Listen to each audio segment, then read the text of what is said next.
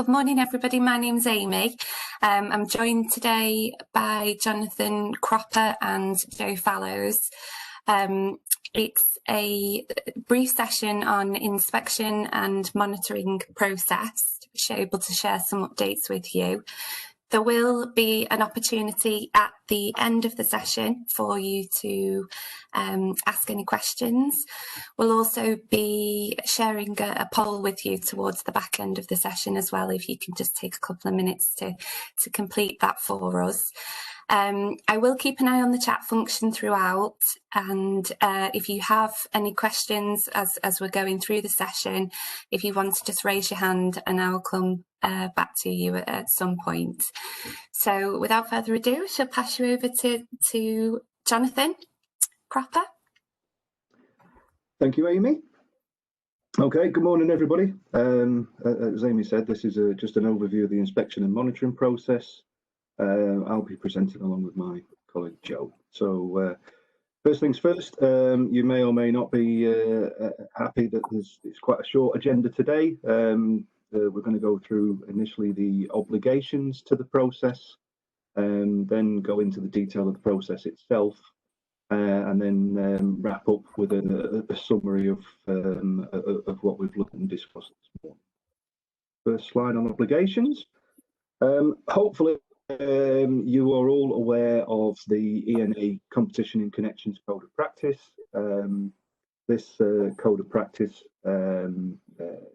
gives DNOs and IDNOs the ability to inspect any works delivered by ICPs that are going to be adopted by them, just to look for quality and also any non-conformances and defects. Also under the Competition in Connections Code of Practice, the ICPs have an obligation to provide information to ICP, to DNOs, IDNOs, to facilitate those inspections.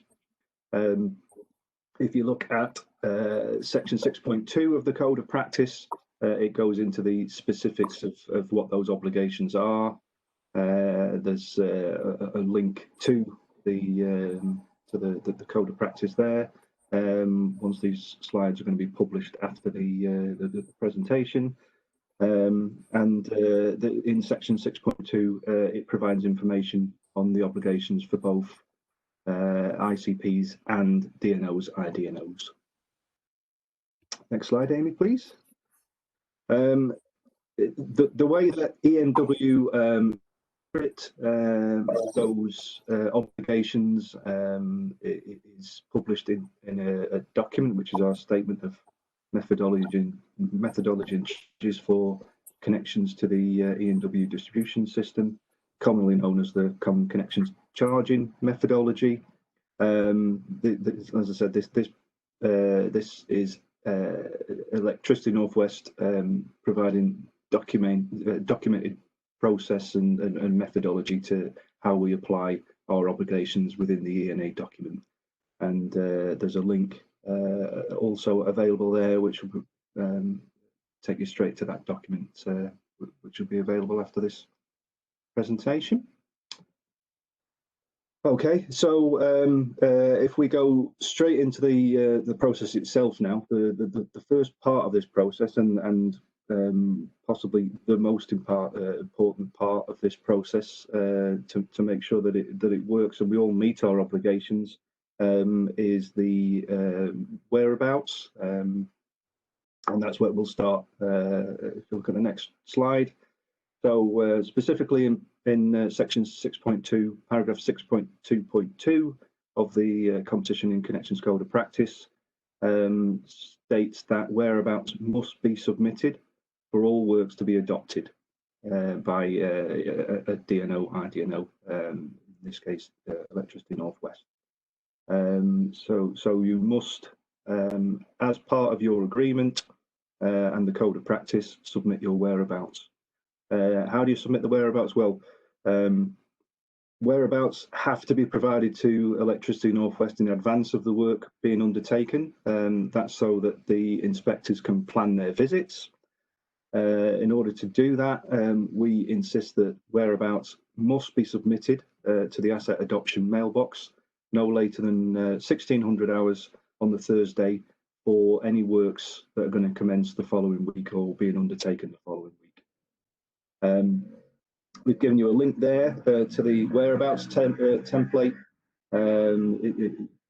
It's available to download straight from that link, or if you use the link below, there's not just that template, there's a raft of other information and documentation and templates that will be useful. That's in our contestable activities library. So the whereabouts should be accurate. Accuracy of the whereabouts is really, really important. We understand that things may change on the actual day or during the actual week of any works being undertaken, and that is the same for ourselves. But if there are any unforeseen changes to your whereabouts, it is equally important that you update us accordingly through, again, the asset adoption mailbox by resubmitting your template, and that needs to be done immediately. The reason for that is if your whereabouts are accurate, you're going to prevent any abortive visit charges by inspectors. So it's really in your interest as well as our own, because we don't want to send inspectors out where there's nothing to inspect. If you look at this slide is an example of the template. It's not the whole template, it does carry on. There's some additional columns here, but this gives you a gist of it. This is a recent template that was submitted by an ICP. I've just blanked out the personal details just for GDPR purposes, but this gives you a flavour of the information that we're asking for. So there's a template there which shows the days of the week, AM and PM, Monday to Sunday. We use a colour coding to determine the type of work, and also, very importantly, the abbreviation which shows the exact work that will be carried out. We also got, obviously, the site address there. We've got the name and contact details of who the inspector needs to be in touch with. Also reference to the project number. Anybody delivering any unmetered work, the potentially will not be or a 55 number, an E&W reference number. So just use the word unmetered where the project reference should be. And Amy's moved us on to the key. I just thought I'd show you this key just so you're aware of it. We saw on the previous page there was a colour coding and an abbreviation. This is the key as to what those abbreviations mean. And like I said before, it's really important. As you can see, Group 3 is quite a large group. There's a number of different activities there. They're all colour coded red, but the abbreviation tells the inspector exactly what type of work is going to be undertaken on that day. So it's really, really critical that you provide us that abbreviation as well as the colour coding. Thank you, Amy. Next slide. Okay, carrying on with the process. We're now going to just move into the inspection part, and I'll explain a little bit more about that and how we actually raise and record non-conformities.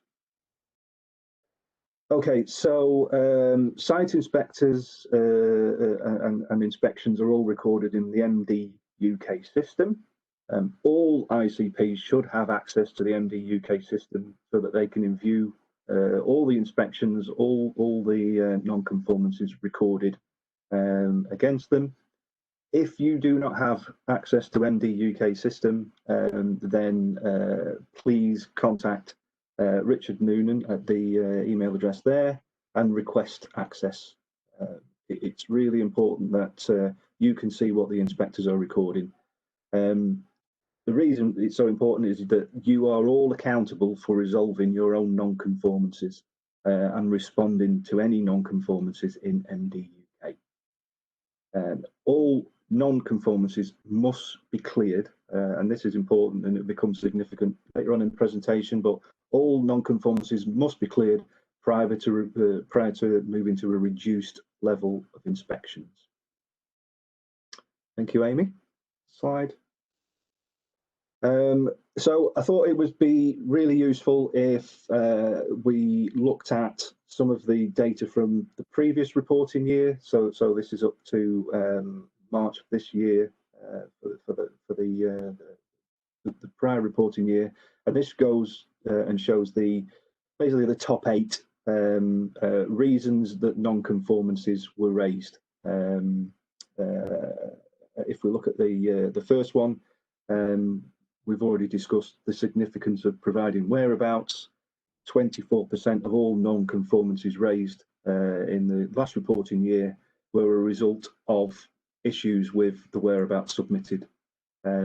Incorrect, insufficient whereabouts provided meant 24% of all non-conformances raised on inspections were to do with inconsistencies in the whereabouts. So, cannot stress enough how important the whereabouts are, and we'll continue with that theme all the way through the rest of this presentation. Some of the other things: cable marker tape not installed correctly or incorrect tape, not supporting cable joints adequately during excavation work. That accounted for 12% of them, and is obviously a concern when you're dealing with E&W's assets, that you're putting strain, unnecessary strain on cables. Cable depths, again, is a significant reason for non-conformances raised. And then we've got things like not blinding cables, and not fitting shortened capped ends. 17% of all non-conformances raised fall into the other category. There was 22 of those, and they were reported in 1s and 2s. But there you can see the top 8 reasons. Okay, and then just to finish up on my section, I thought it was really also important that we showed you the volumes of inspections undertaken.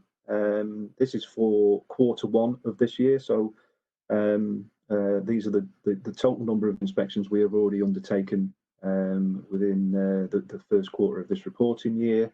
This is obviously important and significant. Remember these figures, because when we move into Joe's section, it'll give you an idea of the number of inspections that we undertake. So if you can see there, we've undertaken 94 ICP inspections, but 208 inspections against our own staff and contractors. For the ICP world, there were 16 non-conformances raised in Q1. And significantly, there was only one failed inspection, and there's only one of those non-conformances which is still unresolved, which is fairly good. It's excellent. We'd like to obviously have that at 0, but no, that's really good showing from ICPs as a whole. The E&W world, we are critical of our own work. We do send out inspectors to our own work. I thought it was important and significant that you saw that. We've done double the amount of inspections, more than double the amount of inspections, raised more non-conformances, obviously, as a result of those inspections. But if you look at the last column, that just goes to show we don't always get this right. We've got non-conformances that are outstanding that we're still working through as well. So I think that's significant. Just goes to show. So I will now thank you for your time. Hand you over to my colleague Joe to complete the presentation. Thank you very much. Thank you, Jonathan, and good morning, everyone. I'm just going to go through the final stages of the process, so looking at the methodology and how we've implemented that and how we calculate the charges, to give you a flavour of what we do. To the next slide, Amy. Thank you. The maximum number of visits charged will be determined based on a percentage of the number of days of activity, so it's how many days you're working on the network. And this is calculated from the whereabouts information that you supply. So that's why that information is important.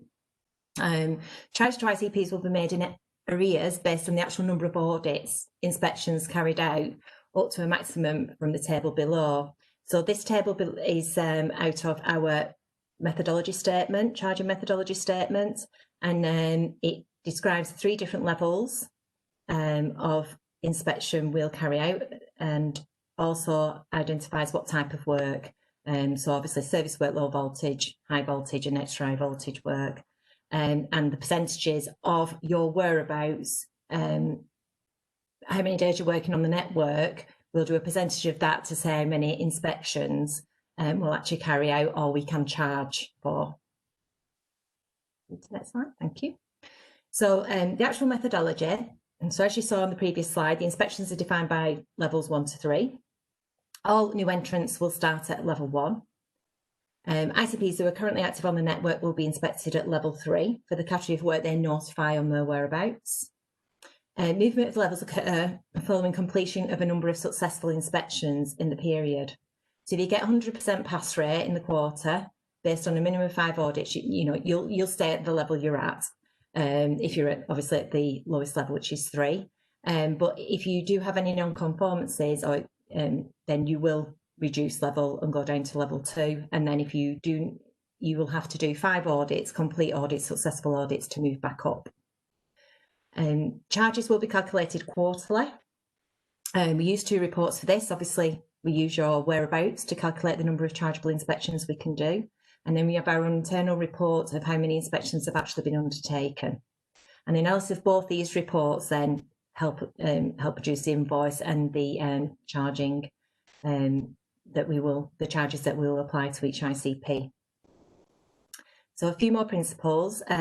Chargeable inspection volumes will be carried forward to the next quarter if no inspections undertaken or inspection level is not met. So because we can calculate the number of inspections we can charge for, if we haven't done enough inspections at that point, we will carry that forward to the next quarter. Non-conformances will increase in most cases, the inspection level for the next quarter. So obviously, as we said previously, and as Jonathan mentioned, non-conformances will then increase the level of inspection that we need to do. Where we've not received whereabouts, we will charge for any inspections undertaken, because this is where we've identified that our inspectors have been out and they've identified somebody working on our network without notifying us. Lack of whereabouts information is considered as a non-conformant, so it will be done at the level 1. So this is an example of the report. So at the top, we can see the table. So it gives us it'll identify what inspection level we're undertaking at the different categories of work, service, LV work or HV work. It then shows the number of days the ICP has actively been active on the network for that type of work, which has then allowed us to calculate the chargeable inspections. And then from our report, the actual inspections that have been undertaken, and then if we've identified any non-conformances. So working through this example, if we look at ICP A, so here we would charge for 7 service inspections in quarter 1, because we can, there's 7 chargeable inspections we can charge for, and we actually undertook 14, so we'll just charge for the 7. And we'll increase the inspection and increase the service inspection level to 2, as there was 3 non-conformances found. So they will actually go to level 2 now, and we'll have to do 5 audits before then they can move back to level 3. If there is any more non-conformances found at level 2, they will reduce then to level 1, and that's how it works. ICPB, charge for 1 service inspection. There's no charge for any LV work as no inspections were undertaken, even though we could charge for 7, because we've been active on the network in that category of work. Because we've not actually taken any undertaken any inspections, we won't charge. But what we will do is carry that 7 forward to the next quarter. ICPC will charge for 1 LV and 1 HV inspection, and we'll carry forward 18 LV chargeable inspection volumes for quarter 2 and increase the service inspections level 2 as non-conformances were found. ICPD, no charge for LV inspection as no inspection undertaken, and carry forward 2 LV chargeable inspections to quarter 2. ICPE, charge for 2 HV inspections, carry forward 3 HV chargeable inspections to quarter 2, and increase to the HV inspection to level 2 as a non-conformance is found. So again, in each category, you could be at different levels of inspection. It just depends on what non-conformances are, if there is any non-conformances. And charge for the last ICP, charged for 2 HB inspections and carry forward 37 HB inspections volumes to Q2. Okay. Our charges are published in our charging methodology in section 7, table H, see below. So for each audit, we'll be charging £100. We will start charging for inspections from the 1st of April 2020. So we will be back into 2020. Invoices will be raised quarterly, commencing October 2020 for the current financial year. So in October, you will receive your charging for Q1 and Q2. If you do have any queries, then do highlight them with the invoices to Richard Noonan at the email address below. So that's the end of the end-to-end process. We've gone through the whereabouts, the inspection process and what we're doing MD UK, and also our methodology of the inspection charging. The purpose of the inspection is to ensure health and safety is paramount and all policies and procedures are being adhered to while carrying out work on the network, because obviously we adopt it after. ICP is obligated to provide E&W with their whereabouts in a timely manner to facilitate the inspections. If we don't know where you're working, it's difficult for us to organise where the inspectors need to visit. The obligations are covered in the relevant sections of the ENA Competition and Connections Code of Practice and the Statement of Methodology and Charges for Connection to Electricity North West Limited Electricity Distribution System documents. They're very full. So it's very clear. There is the obligations there and the complaints there that we all need to adhere to. We've provided you with an understanding of how we apply the inspection charging methodology, and inspection findings are recorded in the MD UK system, which all ICPs should have access to view their non-conformances and resolve.